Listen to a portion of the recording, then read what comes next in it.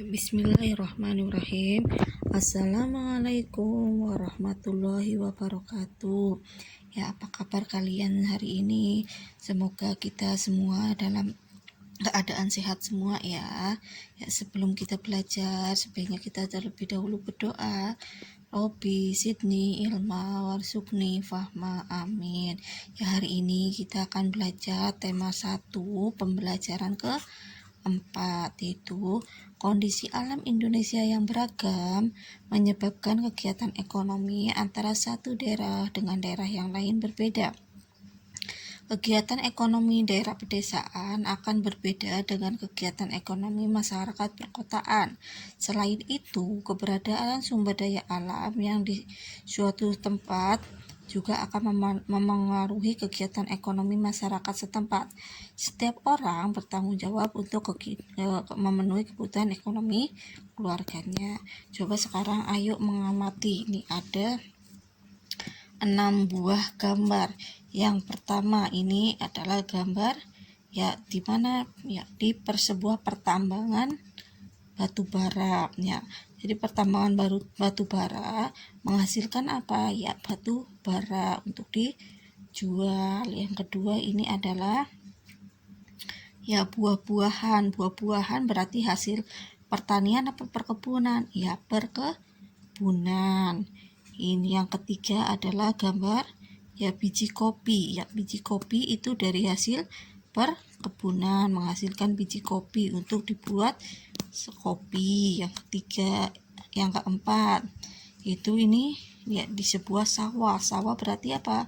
Ya pertanian menghasilkan bahan pangan itu padi. Yang kelima itu industri, ya industri otomotif atau industri motor berarti menghasilkan sebuah motor. Yang keenam adalah ya ikan. Ini banyak ikan, perikanan berarti banyak menghasilkan ikan untuk memenuhi kebutuhan masyarakat ya.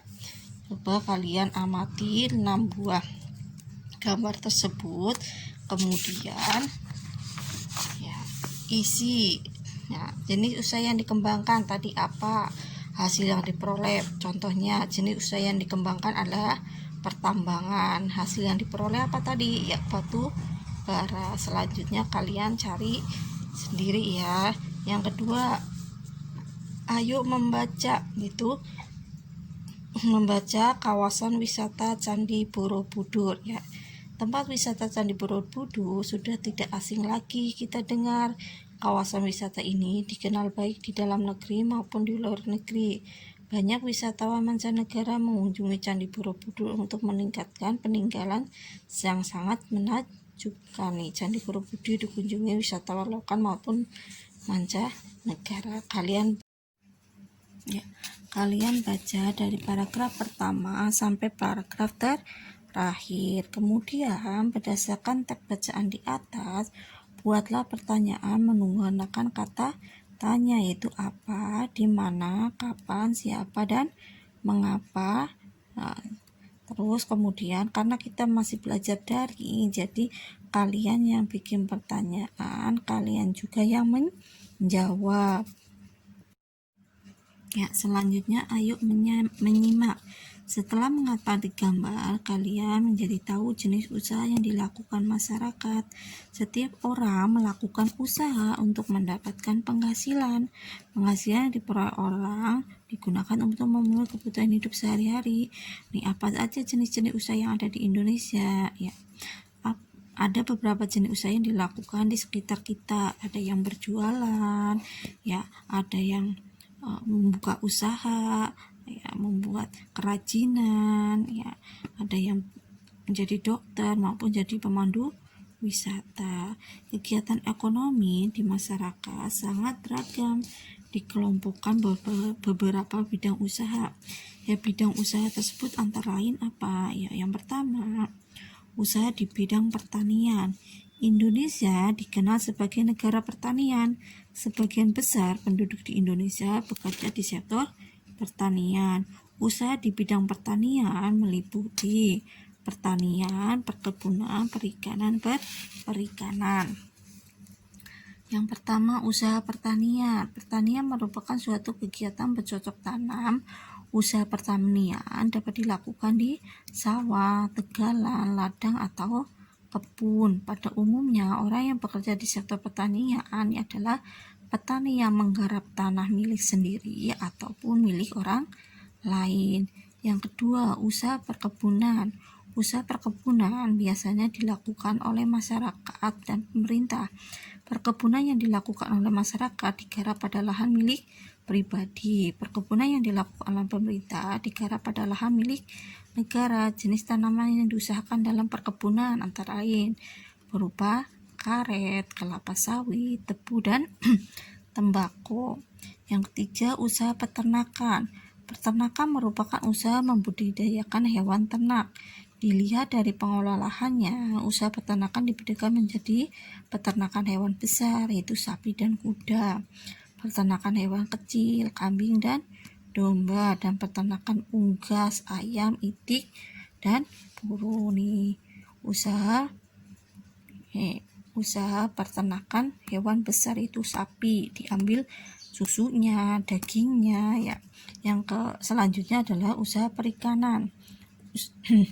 Usaha perikanan dibedakan menjadi perikanan darat, yaitu budidaya ikan di kolam, waduk, sungai, atau tambak, dan perikanan laut, budidaya ikan di laut. Jenis ikan yang diusahakan di perairan darat adalah ikan lele, ikan emas, ya, ikan terus belut. Jenis ikan yang diusahakan di perikanan laut adalah ikan tongkol, ikan kakap, dan ikan tuna. Ya. Yang kedua adalah usaha di bidang perindustrian. Industri merupakan kegiatan mengolah bahan mentah menjadi barang jadi. Ya, bahan mentah diperoleh dari sumber daya alam. Usaha industri dapat dikelompokkan oleh kelompok atau perusahaan. Contohnya industri rumah tangga dan industri besar. Industri rumah tangga hanya dilakukan oleh sedikit orang, modalnya kecil dan bisa dikerjakan di dalam rumah. Nih, pabrik garmen dengan karyawan yang banyak digolongkan sebagai usaha industri besar.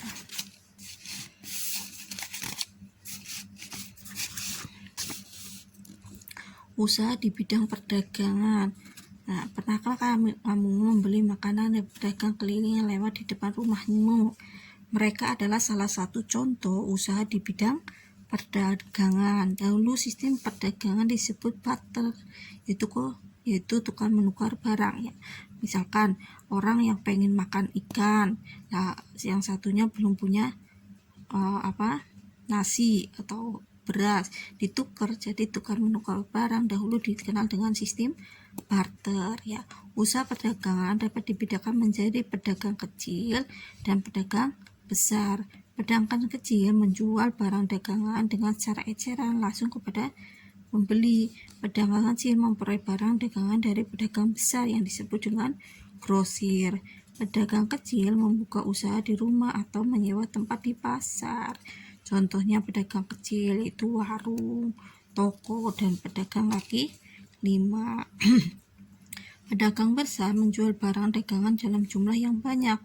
Pedagang besar melayani pedagang kecil. Barang yang dijual oleh pedagang besar biasanya diperoleh dari pabrik. Pedagang besar dapat juga disebut dengan agen ya.